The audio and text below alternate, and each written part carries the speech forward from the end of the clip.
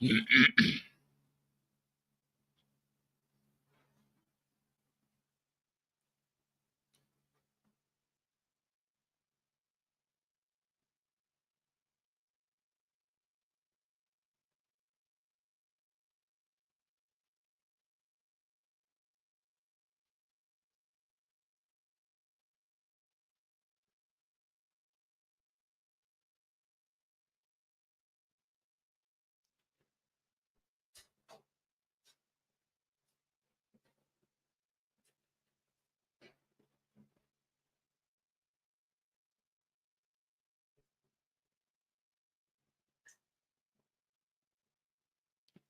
Let's go ahead and send this out a little bit.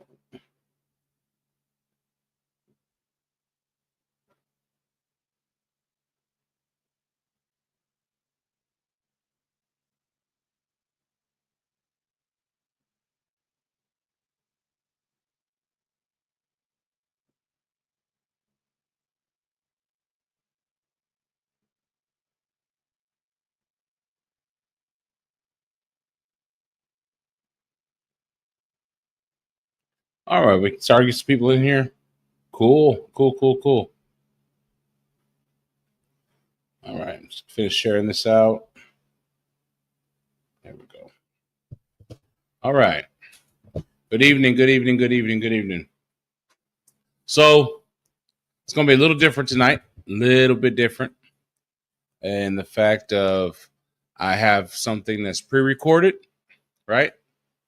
And we're going to go ahead and run that tonight. However, it's something new. It's something different. It's not a re-airing of something. We've done that before. It's something that's new that we recorded and I took some time, edited, sat with, and I wanted to air it over the weekend at the IOEVA show. Kind of had it in mind as something special to hold and air then to display oldies in maybe a different light than people are used to seeing them. Definitely a different way than people are used to talking about them. I think everybody's really gonna enjoy it. This video is gonna feature James Stevenson, and he does weight pull. He's a multi-time champion weight pull with his dog Kodiak. He's been doing it for a while. He's kind of a big figure in that community. He hosts events. He does all this, and like I said, the video is really, really cool, really, really awesome. And without further ado, let's see. I'm gonna go ahead and air the video. Like I said, I'm gonna be watching it too. I haven't really watched it since I edited it all together, but it's awesome. Like I said, this is the second episode of Oldies Activities. I aired Flyball over I think Tuesday after the show. I aired it, and this one's going to be fun. It's going to be a good time. Once again, I'll be watching too, so in the comments and all that stuff. So if you guys have something to say, comment, something to add, go ahead and put it, and I'll see it. And without any further ado, once again, this is Oldies Activities. This is Flyball. Weight pull with James Stevenson.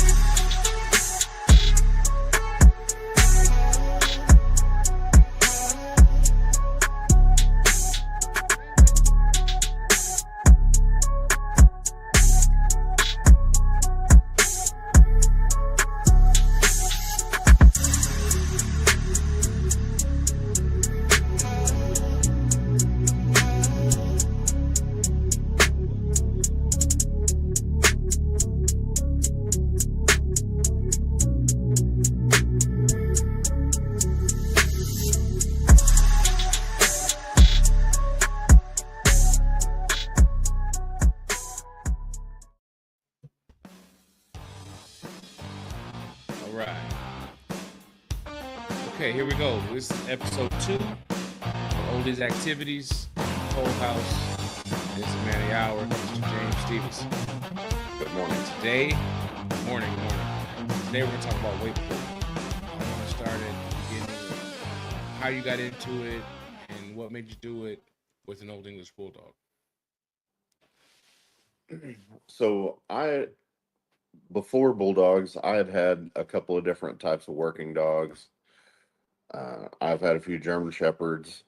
I've had several different breeds of hunting dogs and enjoyed them doing what they do. But I had actually seen an oldie at my vet 20 something years ago, and I was really enamored with the dog. And I had actually seen some standard English Bulldogs whenever I was a kid that had drive, but the dogs could actually like work themselves to death, chasing a ball or something. So I was enamored with the attitude, but obviously the physical limitations, with a standard Bulldog were not very desirable to me. And especially like coming from German Shepherds, Labradors, hounds, that could run. So then I was in Hot Springs, Arkansas, and I was at the vet, and I saw my first Evolution Bulldog in person. And 20 years ago, huh? yeah, probably, matter of fact, 20 years on the dot, I would say. I was working in Hot Springs, and Brian Miller lived there at the time. And I was waiting on the vet to open. I got off third shift, and this lady was also waiting on the vet to open. And she gets out of her car, and we're kind of sitting outside. It's really nice. And she had this dog that was so huge compared to what I was used to. And he was just a super happy, wiggly dude. And I talked to her about it. And I left there after my vet appointment and went to the library and looked up Old English Bulldogs. Gotcha. Well, I ended up stumbling on Evolution Bulldog's website, which is what that dog was. And I looked at dozens of other websites, and I started looking at IOEBA because it was one of the only sites up at the time for those. And not that many breeders had sites. But Brian Miller had a few videos of Static doing bite work and pulling a wheeled cart. And I was traveling for work at the time, but I said, man, as soon as I settle down, I'm getting one of those. And a couple of years later, it happened for me. I settled down and was at the same job for a little bit and wasn't traveling near as much. And I contacted him, and he was in the process of moving to Kansas. But I went up and got my first dog from him, Sevenson. And when that dog was about 9 months old, he texted me and he said, hey, I'm doing a deal, because I'd been sending him pictures of the dog and talking to him, and I told him I wanted to do work and stuff with it. And he texted me and said, we're hosting an event in Topeka, Kansas called Working Dog Weekend. You should come check it out. So I go up there. They actually had confirmation rings for oldies, presses, and shorty bulls. So there's dogs there for show stuff. It was in like kind of a rodeo arena type deal. But they did a wheeled weight pull in the sand, and they didn't have tons of harnesses, and there wasn't like a lot of real experienced people there for weight pull, but they're, playing around with it, no organization or anything, just, doing it for fun. And then they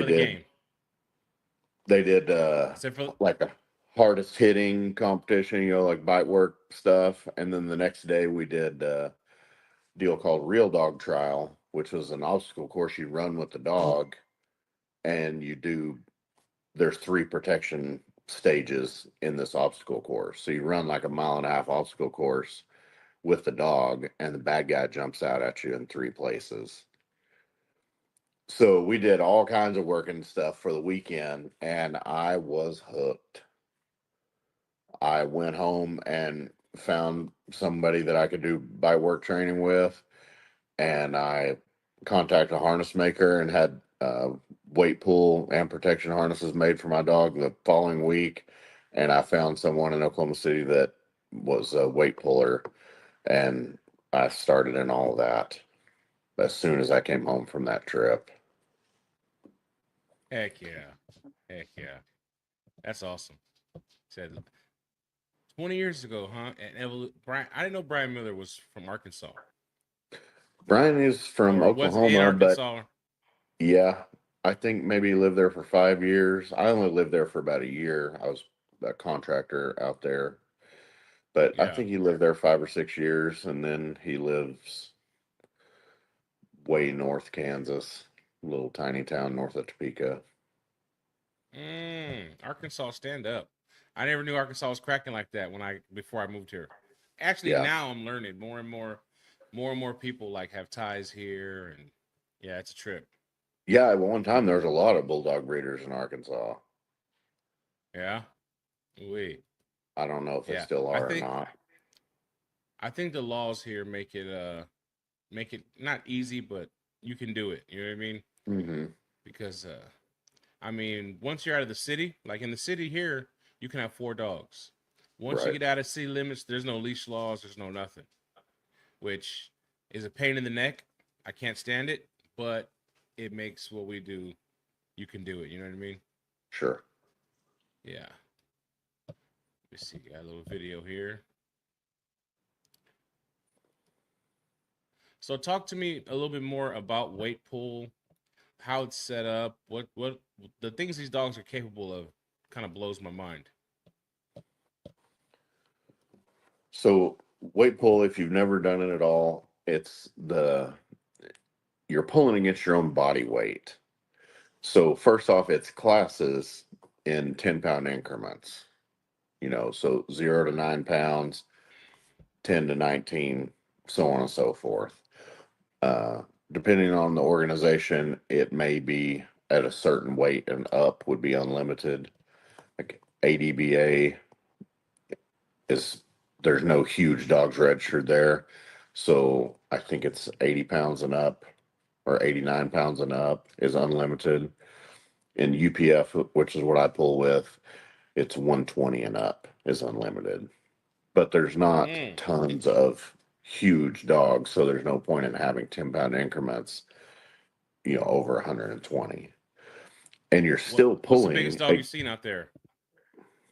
one in the 160s, What was it? Mastiff. Wrestler or something like that? So I've seen, I think they call it an XXL bully that was in the 160s. And I've seen presses up there in the 160s. Travis Torres has some presses that are 150 and up. I've seen a few of his dogs that big. He has a really, really nice female that's in the 110 that's great. But he just came to my show here in Oklahoma City a few weeks ago with a dog named Mag. He either weighed 151 or 161. I'd have to look at the paperwork, but he's huge. And I've seen some Rottweilers in the 120s. That there's a handful of different That's a types big of dogs. Rottweiler. Yes, and there was a guy that came from Montana a couple of years ago with I think it was an English Mastiff he was over 152, I believe. He was huge. And then this year, there's a guy with a boar bull supposed to come to our nationals that's 160. Okay, so and what's the smallest dog you've seen? 7. There's 7. a few people. Yes, 7. There's I like it. don't get me wrong. There's not 20 dogs in that in the 10-pound class, but Right. there's usually a couple. And it's really funny. There was a guy in Houston or Houston area anyway that he pulled Borbles, but his wife had a little house dog and he trained that dog. And I know a couple of years in a row he had the smallest and the largest dog present out of 80 dogs. That's awesome. So That's awesome. it's for anyone. My show that I host at the Oklahoma City Fairgrounds. They used to call it Canine Olympics because there's every type of sport there imaginable. So there is every type of dog there imaginable. I Yeah. there's I think 8 different sports present for that weekend. So we have people come and try it of any breed that you can imagine.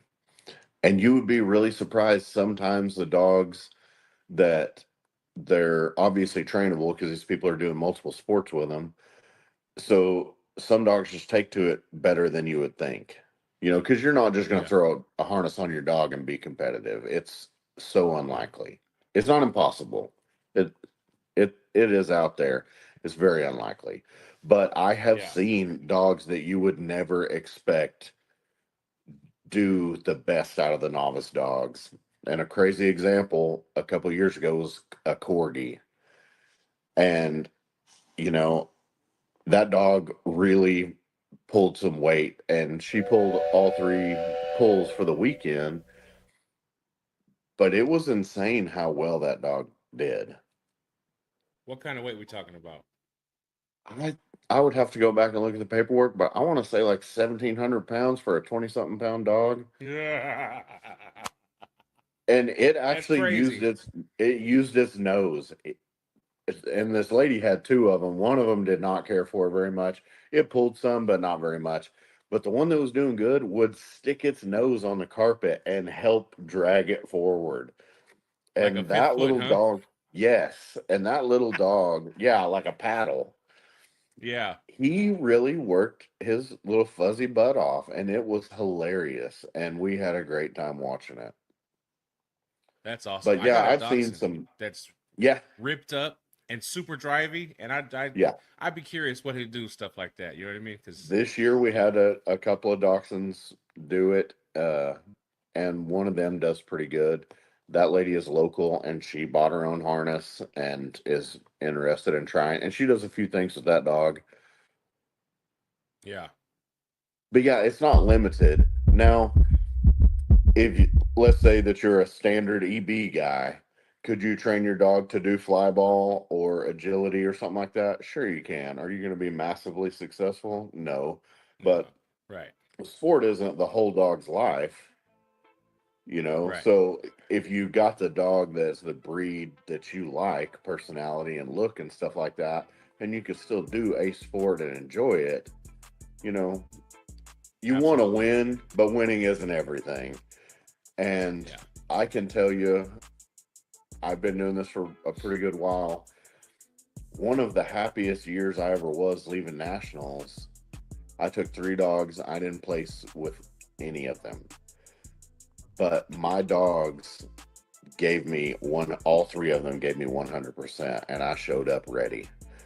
And we finished in the middle of the pack with 2 of the dogs and then one of them at the bottom, but all 3 of them gave me 100%, and I drove off happier than I ever had at that time. Because awesome. sometimes, you can train, and you show up and they just get spooked or they just don't give you 100% that day, and that can be very frustrating. But Yeah, just going to it's not always about winning. I've made some of the best friends I've ever had doing this, doing dog sports for sure. yeah, And we get together because we're friends and there's great love there, but we met each other doing dog stuff. that's awesome. So it has like a little bit of a like track and field where a lot of times they're racing against themselves. They're trying to do better than they Yes. did last time. Well, and And you yeah, are, because this is a percentage thing. So if me and you both have dogs in the 80-pound class, you are pulling against each other. But let's say my dog is 80 pounds flat, and your dog mine's is 89. 83 pounds. You have to cover the Mm-hmm. 3 pounds.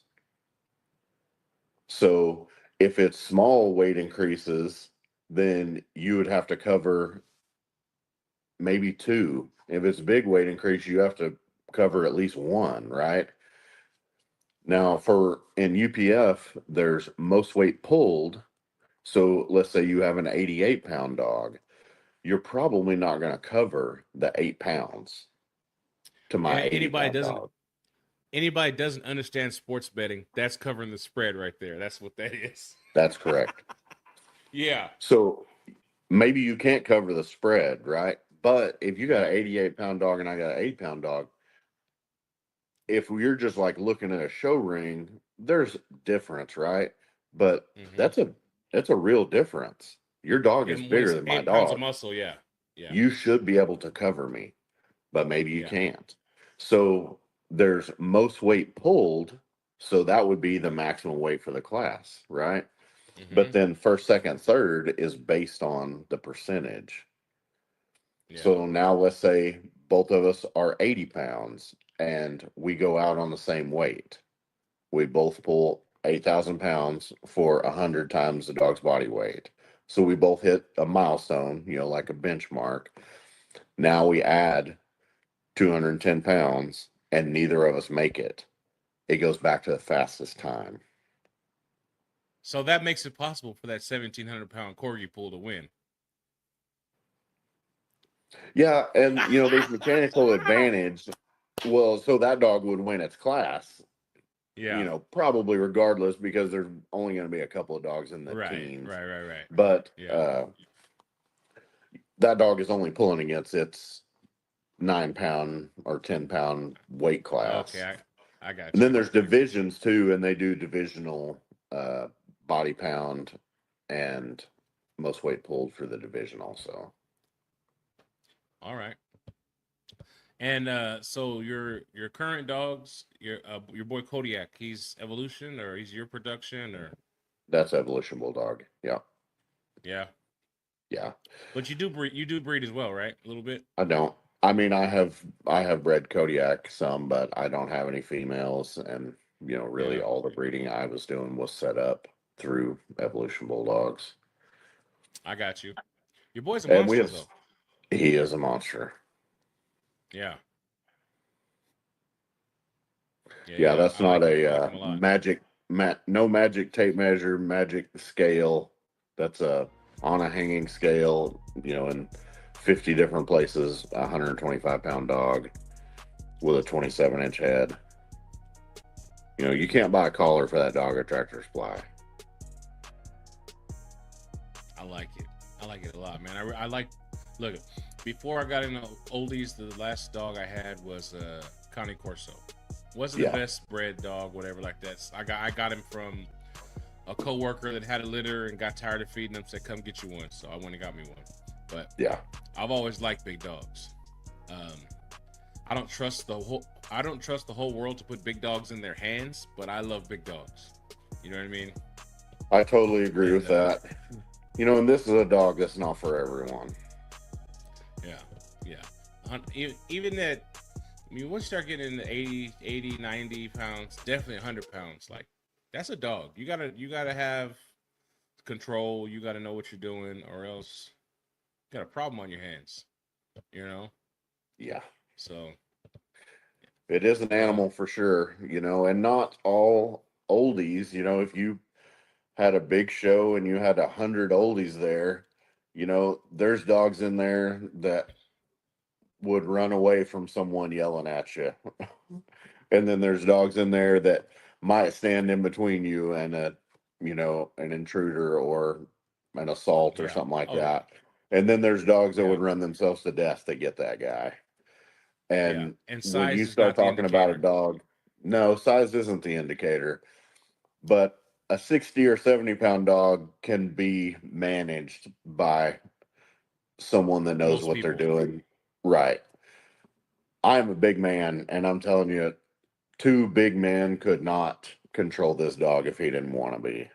It's unreal how strong and capable a dog like this Mm, is. It's not for yeah. everyone. Yeah. Yeah. Yeah. How strong? How strong? How capable is he? I'm What's telling his you, I don't think. Go ahead. What's his max? What? How much has he pulled? Or I would have to go back and look at some paperwork. I know he's pulled over 10,000 a couple of times, but that's a Jeez. relative thing, right? So I own my Yeah. own weight pull track, but I have moved it around over 10 times. So I've set it up in my backyard where he could pull 5,500 pounds. And then I have set it up laser flat where we ran out of weight around 11. You know, like if you know anything about drag racing, let's say you got a 12-second car. If you take it to 10 tracks, it ain't 12 seconds everywhere on every day. Right. And the weight pull Everything's thing different. is the same thing. We could have a show for Saturday and Sunday at my house, and the weather could change 10 or 15 degrees or the humidity. And one day we'll pull 5,000 pounds, the next day we'll pull eight. Or maybe it cools off and we pull eight the first day, and the second day we pull 4,500. So you have to watch what the smaller dogs are doing. You can't just say, well, yesterday I know I pulled 8,500 with my 80-pound dog, so I'm not coming in until 7,000. You could put your dog up Mm, there and then no pull because you waited too long. You got to yeah. watch the dogs. They're like two classes under you, and when they start slowing down, you need to put your dog in to warm up.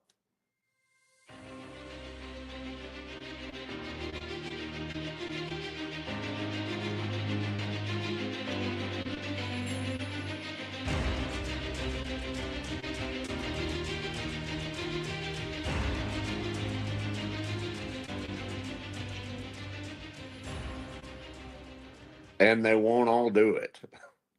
You can Yeah. train with a leash, and sometimes the dog will figure out that whenever you get to competition that you unhook them and you don't touch them again. And sometimes they'll just not do it. You Yeah. know, and I've seen a Yeah. few dogs that would drag weight. You know, you use a sled or chains and weights in the yard, and I've seen dogs that love doing that, but then whenever you hook them up to rails, they will never put forth the same effort. You know, I've seen dogs that their Yeah. tongue was dragging the ground, dragging weight in the yard, no leash. You just hook them up and they take off. And then you take that same dog and hook them up to rails, and they will not put forth half that effort. It's just sometimes they like one aspect of it and then they don't the others. Kodiak Yeah. doesn't ever get in a huge hurry taking off, but he puts forth a great effort. I mean, this is a multi-time national champion. You know, he is a great dog. Yeah. All right, let's try this one. Let's see if I should. Bitch, huh? You ready? Ready? Yeah. Ready, Danger? Let's go. Good girl, Danger. Work. So that takeoff's a lot different than Kodiak's, and this is Yeah. Let's go. Kodiak's mom's litter mate sister. Well, Okay. most people will never see a bulldog with heart like this. She She ain't falls quitting. down, she gets right back up. Like you can see, it's Mm-hmm. barely moving, and she's just digging. You could find Yeah. 500 Old English Bulldogs and probably not Ooh, find one with heart like that. she That did dog that. had no quit in her. That's impressive right there. That's a 55-pound dog that just pulled. That's 4 rows of bricks times 840 each. 32, probably 33, 3,400 pounds. Yeah, the cart's 200, so yeah, it's like 36. Yeah. That's impressive. Yeah, she was legit. And in that video, I had gone and got that dog out of the kennel at Evolution Bulldogs and brought her home, and I trained that dog for 90 days, and she did that. She'd never been in a harness. She actually never been off his property. Mm. The dog was Okay, legit. so let's say somebody that's interested in this, they see it, they like it, they have the dog for it, or the puppy for it. How do they get started? What's the first thing you do? Especially with a puppy, the first thing I'm going to do is find a harness. And for a puppy or something really light, you don't even have to have a competition harness. You could use a walking harness. But Okay. the first thing I'm going to do is I'm going to get, if it's a little puppy, you can use a regular water bottle and you get you a handful of gravel and put in there. And you can use a second leash and you just tie it behind that dog and you just go for a walk. You're talking about an 8-pound puppy. You can put Yeah, 4 ounces of gravel in a water bottle or a they'll feel it. 2 liter or a milk jug, and you're just going to go for the walk in your yard or at the park just like you normally would. But that bottle is back there bouncing around, making noise. So Yeah, there's almost no tension on there because you're talking about this weighs less than a pound, and it's just bouncing around, rattling and stuff. Because carts, a wheeled cart doesn't make a ton of noise, but a rail system, especially when there's not much weight on it, it's loud. yeah, It's that wheel's metal on metal. And right. when there's not a lot of bricks on there, the cart is usually kind of rattly and noisy like a train. The heavier it gets and the slower it gets quieter. But when your dog first starts pulling on the track, it's got to be used to loud noises. So I always start off with just a water bottle with some rocks in it. And then a lot of times I'll add a little small cowbell. Tractor Supply, they have little like 4-inch cowbells for lambs and sheep and stuff. Yeah, This it's is kind of what you're Kodiak talking when he, about. yep, that's exactly what I'm talking about. I think there's 2 or 3 window weights back there, and they're rattling and clanking against each other, and I believe there's cowbell on there, but that's Kodiak when he's about 4 months old. I'm gonna put this one more time.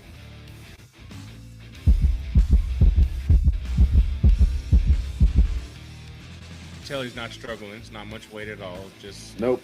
Yeah, I mean, he's going almost at a jog. yeah. Okay. And And I see what you're saying. You could do that with just a regular walking harness, easily. yes, at this point, you don't have to have a competition harness. Now, when you Yeah. start getting up there, like half the dog's body weight or something like that, so at that point, I would have guessed he weighed about 30. At 4 months old, I would have half the dog's body weight or something. And we'd be doing that a couple times a Okay. week and go for maybe 3/8 to half a mile. My yard is like a little over 100 yards long, and we just get out there and go up and down the ditch a few times, 4 Couple times laps. back and forth or something. Yep. It's no Yeah. different than a regular walk, right? And we keep that real fun. I usually take a toy out there, play with the toy for a minute, we put the harness on, play with the toy, and we just go for a walk. Praise, happy, fun the whole time. But you see there, I didn't even have a leash on him. Most of the dogs that I have trained from, all the dogs I've trained from a puppy, when you're training from a puppy, it would be just like if you want to train a horse for barrel racing, you're not just going to let them get to 2 years old and then throw a saddle and jump on there. When that thing is a colt, you're going to throw a saddle blanket on it and start leading it around. And you're going to do the same thing. You're going to praise it up, talk to it, do all the comfort things while you're putting a little pressure on it because it doesn't want that bit in its mouth and it doesn't want that saddle on it. You can't Yeah. walk up to a wild horse and just jump on it and expect to do like you see horses do. That was Not without the slowly, right percentage of Navajo in you. yeah. But those things were slowly imprinted, right?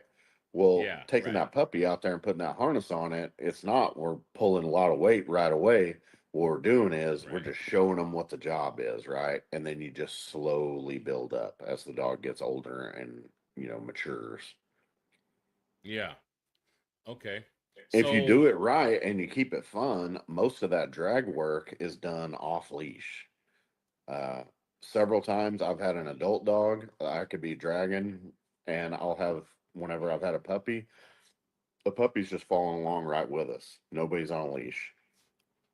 Now, when we go to the rails, you got dogs on a leash 90% of the time. Every once in a while, you see a dog that just takes right to it. And that dog Danger, the little red one that you just saw, I never pulled her on a leash. She just, as soon as there was tension on you the could see the harness, want to. yeah, as soon as there was tension on the harness, she was just going to pull as hard as she could, as long as she could. And she'd just burn Yeah, her you could feet see up. She would you could never see the quit. want to. Yeah. But I mean, you could see 200 weight pull dogs, and only a couple of them would just have heart and no quit like that. That's Yeah. abnormal. Yeah. So I have to say the dumb thing. I have to ask the dumb question as part of my job here. what about if I train my dog to pull 10,000 pounds? He's gonna drag me down the street. Absolutely not. Uh, so the first thing about weight pull is half of that is not strength. I could not put Kodiak in a harness for 6 months and take him to a show and him do pretty good.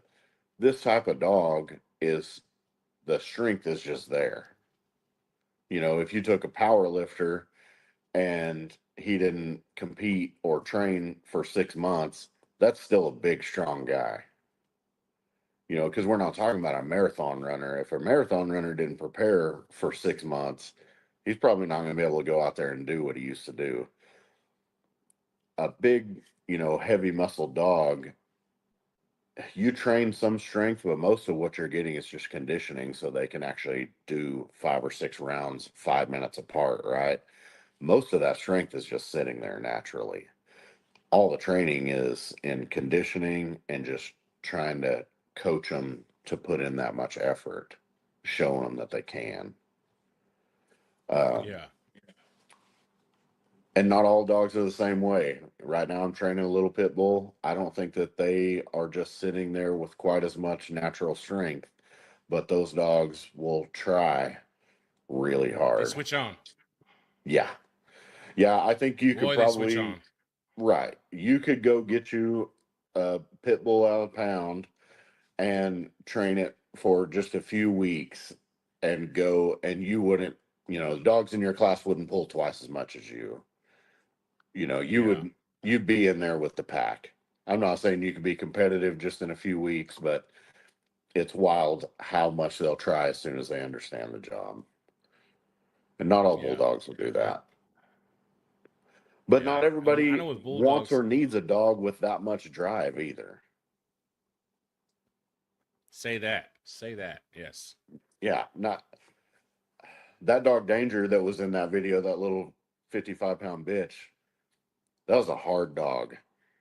Uh, Yeah. in those videos, there's a white dog with like a chocolate brindle, and he has like kind of pants on, and those are a little bit older videos. I think he's Mm-hmm. been gone 4 years. That was a really hard dog. I did a lot of bite sports and stuff with that dog. That was a crazy protective, defensive animal. Not for everyone. Not at Right. all. I I Yeah. know a lot of people that are looking at oldies. What they want is an English bulldog that's healthier. And there's tons of breeders that do that, that just got couch potatoes and stuff. Yeah. That dog could Will eat your destroy house your. to get it. Yes. That dog had to sleep in a bare, empty plastic crate his entire life. He couldn't be trusted Yeah. around anything for 5 minutes. Yeah. You know, Yeah. yeah, he either had to be in a Man. crate or he had to be in a room with me. If you went and took a shower, you're going to come back and something would have been in 1,000 pieces in whatever room you left him in. Yeah. That dog That's was not just content to just sit around on the couch or a dog bed for 23 hours a day. That dog needed a job. And whenever he had a job, then a lot of that stuff started, being mitigated. It was, was way better. He had a job. He wasn't frustrated. He wasn't bored. He, had an outlet for his energy. Yeah. So I got another question. It's not really about oldies, but do people take the sled dogs out there, the big huskies and malamutes and stuff? Do they do that? Yes, and so weight pull is regional, right? I think there's 5 organizations in the U.S.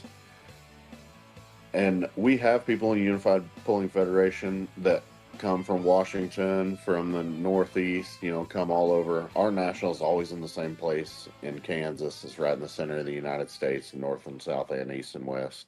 So we have ours in the same place every year. But that means from Massachusetts, it's 18 hours. And it means from Oregon, it's, Washington. yeah, just 20 hours or something. But it's in the same place every year. And it's in the center. Yeah. Because if we moved it to the West Coast one year or even Utah or something like that, there may be people from Tennessee that now it's 24 hours and they had a dog that was really competitive that year. Yeah. You know where it's going to be. where a lot of Yeah. organizations, they move it around some. But what I'm getting at there is it's mostly regional. So let's say that Yeah.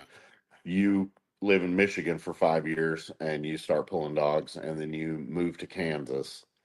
They pull IWPA, and you're going to host IWPA weight pull at your house in Kansas or Nebraska. The closest people that Yeah. pulled with that organization are 4 states away. They're probably not driving 4 states away Yeah. to show up for 3 dogs. Yeah. Because So as you're going to have to interested as I pull. am in yeah, Yeah. I So would if love to I'm, see those dogs that were bred over hundreds of years for that type of work, what they do. That'd be crazy. It has to be.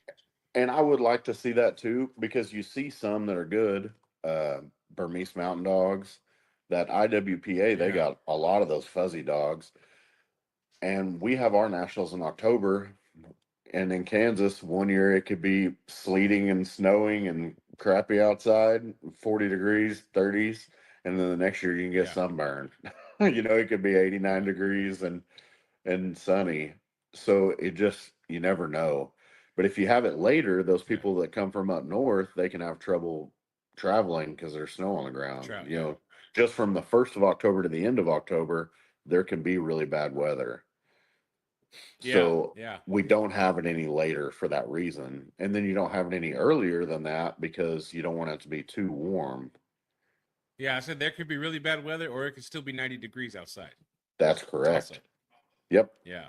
But Yeah, we've down the been street. hot where we had all the doors open with fans everywhere. And then we've had it where I know one year I had tarps on all my dog crates in the back of the truck because it was sleeting from like the state line all the way up there. And when I got there, there was like a half an inch of ice on all the dog boxes. Mm, my guy down the street has a Malamute. Yeah. And I always knew they were big dogs, but until I seen that dog is humongous. And then Yeah. they're And then with all the fluffy hair and on furry it, too. it's, yeah, Yeah. But sure. he's about, I would say like 27, 28 inches. Like, so Yeah. he's a big dog. He's a full Yes. framed, and it doesn't look skinny or nothing like that. So it's like, wow. I could imagine what those, like, I want to see, but I have to just imagine what they do. Like, it's got to be crazy Yeah. And because they there were was a time purpose built for that, it. yeah, that I really, when I had my 80-pound dogs I was pulling, I really wanted to go up there and pull a couple of times with some of those guys just so I could see. Because at one of those IWPA, or I think there's 3PO or something like that, is up there too. There's a lot of those fluffy dogs that pull sled dogs and stuff.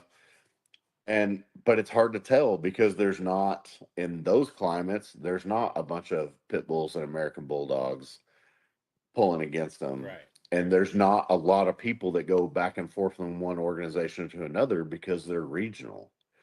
So you're not seeing 10 people that I know go from Michigan to Kansas or Utah or Tennessee, where you could say, well, I know what this dog pulls and he beat or got beat by these other dogs in a different region.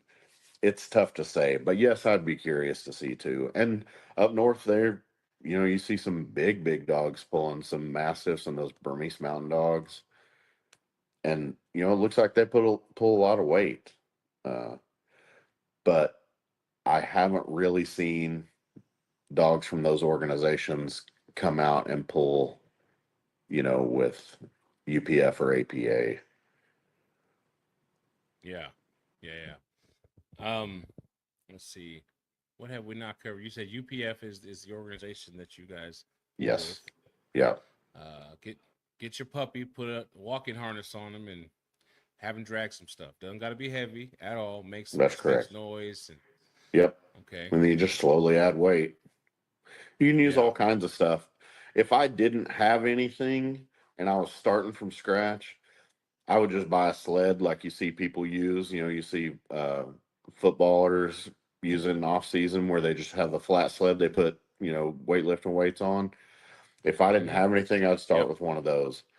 Those are big and flat, so it's actually really consistent if the ground changes. Because I started off using chains with window weights on there. You know, those big iron weights that came out of sash windows. Yeah, the thing it So gets in a pothole or whatever, you got to pull it out. yes, those get stuck on roots and holes in your yard and stuff like that. Those also will tear up your grass a little bit. So when I first started, I didn't have property and I was living in a little townhouse in the middle of Oklahoma City. So I had all this stuff, rusty chains and weights in 5-gallon buckets in the back of my truck, and I'd drive to a park and hook everything up and drag it around. Well, if it's wet outside and you're making a trench in this park, they're going to get mad at you and run you off. But if you have one of those Yeah. flat sleds, number one, it's more consistent. So whenever it's wet, soft, whatever, it's not going to change near as much because the area is bigger and that front end of that weight isn't digging in there. But it's also cleaner because you don't have this rusty stuff that you're having to pick up and haul around. And now I have my yard's like an acre and a half, and I just leave the weights and stuff piled against the tree, and we go out there and hook onto them, and it doesn't matter because I'm just grabbing the clip and hooking it onto the harness. Right. Yeah. Yeah. But yeah, it doesn't take that much. You know, like a great dog on a sled would get up to like 2 times their body weight. So if you got an oldie that's to standard is like 70-pound or 80-pound male, the most weight you would need, sled and weight included, would be 200. And I mean, you would have a badass dog to pull 200 on a sled like that. You know, like most dogs like that, they're going to get up to like maybe 1.5 times their body weight. So Yeah.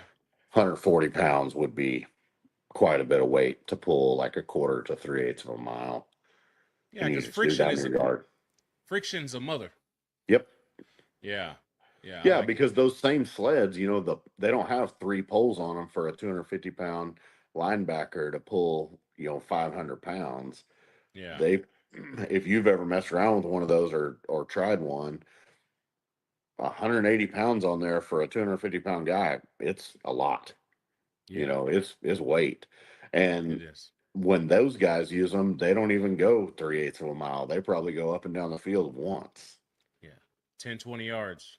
Yeah. Yeah. Because that's all about just explosiveness more than endurance. You know what I mean? Yeah. But yeah, and there's some of both in this too, in that second video you showed, you saw Danger slams into the weight. Explosive. Yes. So you want that. You want him to bump into it, but you also can't slingshot the dog. And I was training that dog, and you saw there was no cart handler there or anything. That was pushing the limits of what you can let your dog slam into the weight. My other dog, there's videos of the dog with the tail in there. You could let him go wherever you wanted. He would back up and really slam into it. Yeah. Every time, 5,000 times. But then Kodiak, you see, he takes his time to get going forward. And you can train with a leash to do a different way. You take a leash off, and the dog's going to do whatever they want. There's a couple of pictures and videos of a black female that looks small, but there's pictures of the black female with Kodiak, and then there's a couple videos of her pulling. That's a Kodiak daughter. That dog had a lot of heart and try. That's Kodiak again. That is Kodiak again. That's at my friend's house in western Kansas. That's like 8,500, 9,000 pounds. Come on. Go. Let's go. Right now. Boy. You hear the carpet ripping? Yeah. Let's go. Let's go. Yeah, I definitely see the difference in takeoff. Yeah. Yeah, and you want them to turn around and, bump into it like Hank did in that previous video, but sometimes they won't do it. Kodiak has never done it. He always takes off on his own speed. Mm-hmm. Is that gentler on their body, or is the other way better? This way would be gentler, but you won't see a dog. I don't know. Hank would pound into the weight. I mean, you could pull the trace tight, and he would back up and hit into it. But those harnesses are padded. You know, there's actually pipe insulation on top of the like fuzzy either felt or like sheepskin type material is under that pipe insulation. So they're padded big time. But I mean, you see that dog, you're not encouraging him to slam into the weight. He just did it that way. Yeah. 200 times in a row. If you did 200 reps, I promise you every single time he would back up and just pound into it. So we don't allow slingshotting. So you can only give the dog a few inches of slack. But when I was training that dog, I got where I would take all the slack out and then he would actually back up and just pound into it. So I learned the right amount of slack to give him where he wouldn't at least back up. Because if he had a little, then he would just take one fast step into it. If he had none, then he would back up all the way to the cart and then just run into it. And he broke a couple of ropes and traces. And again, that's something, if you saw 200 dogs, you'd only see a couple of them do it that way. Most of them, they're going to bump into it, but not just with crazy authority like that. I think I found the girl. Is this her? Yep, that's Nocturna. So that's a Kodiak daughter.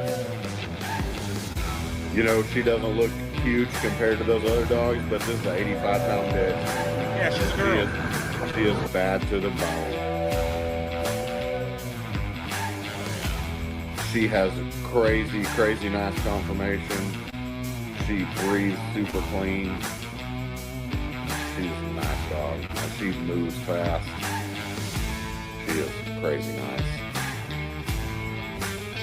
And Robert Howells has that dog now. She's legit.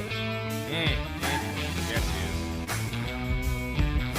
But yeah, you know, it would be easy to look at that and think that that's, you know, a 50 or 60-pound dog because you've just seen several, you know, beans. And she may have been 70 pounds in that video, but, you know, I think she's 4 years old now, and she's, you know, in the mid to high 80s. Yeah, she's had a couple of those puppies. Where did those go? I think he kept one or two that Robert Howells did, but he sold a few of them, and I've seen a few of them on his page where the new owners are posting some of them. I'd like to get one from him next year, probably. Nice. Yeah. And you breed Kodiak fairly often, or? I have a few times, and I have shipped, you know, semen off him to a few different places, and I have some on ice here in Oklahoma City at a breeding specialist. So what's his just all-around drive level like? So Kodiak is pretty content. He's actually the best house dog I've ever had. I can leave him in the house loose for hours at a time, and he's great. He has pretty good protection instincts, and he can be territorial. You know, if he's in the backyard, you're not going to think I should open this gate and walk in here. Like, you're probably not going to get out of your car. If he's your water meter's not getting red? No. No, even my friends that are dog people that are familiar with him and stuff, they don't get over by the fence. You know, he can be a little bit of an ass, like barrier aggression. If he's in his kennel and you pull up in the driveway, he's going to be jumping up and slamming into it. But he's super social, you know, but he definitely has high territorial and protection instincts. But he's crazy social. You know, I take him to these shows. Yeah. Well, a lot of people don't. I do, though. Well, yeah, and it's not for everyone. You know, not everybody wants a dog that, you know, they can't have a friend come over and, you know, let the dog out and stuff like that. And I can with people that know him. I actually have a groomer that comes to my house whenever I'm not home and grooms my dogs for me. I commute 45 minutes to work and work long days, so it's tough for me to get that done. And there's a mobile groomer out here, rural where I live, and she comes by and takes care of the dogs while I'm gone once a month. But I made sure to be home the first couple of times that she was doing that, for him specifically. Yeah. And actually, that my first bulldog, Samson, I had the white one with the like brindle pants and stuff.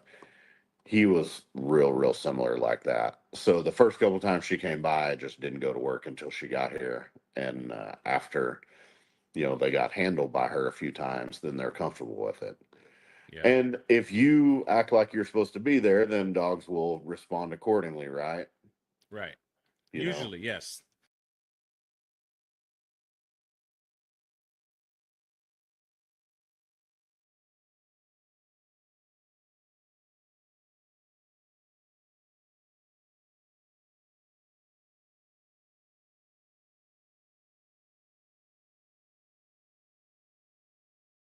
Mike. That was it. That was weight pool with James Stevenson. I had a good time talking to him.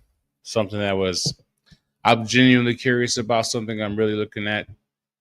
Starting with our dogs, and a lot of good information there. I meant to air this video at this event that we just went to, the IOEBA's Revival of the Ring. It was in Springfield, Missouri, over the weekend. It was a real good time. Just didn't air the video. I anticipated, I guess, a lot longer days, but it was cool. I was happy that the days were short, and we got to actually enjoy some time and some company with some people, meet some people, and like I said, this video was supposed to be part of that. And now we're gearing up for the next event. Come on now, all you oldie people, AB people, everybody, let's be at the Beast. Bring them out. Bring them out. It's going to be a lot of fun. November 1st in Henrico, Virginia. Dory Park. So open to the public. Let's see what we got. We got the Beast, which is the OG, award that's taken every time. There's a Beast of the East, a Beast award given out, which I think is one of the coolest things in the oldie community going on right now. They're gonna have the Freak on the Leash, which is gonna be working dog events, some bite work, things like that. I'm not exactly sure all the specifics on it, but on Sunday nights we sit down with Chris and Gina, and you can ask questions. I ask questions, and we'll get all the information about that as it unfolds. But yeah, any questions about that, send them to me, send them to Chris or Gina, and we'll get them answered. But that's the next thing we're building up for in our oldie community. I just want to tell everybody that watches, I appreciate you. My brother's not with me tonight because I was going to air a video that was already recorded. You know what I mean? But I could easily say for him as well, like, we appreciate you guys, your support, your participation. It's not lost on us that we haven't been doing this for 10, 15 years like some of you guys. But the fact that you guys give us your time and your attention and your support and information and everything like that, it really helps. We want to build this community, and so far so good, but we're ready to make another push. And our next event is going to be the Beast of the East. Excuse me, the Beast 2025. I know it's me. I get the Beast. The Beast. Okay. Like I said, November 1st, Henrico, Virginia. Appreciate everybody watching. Y'all have a good night.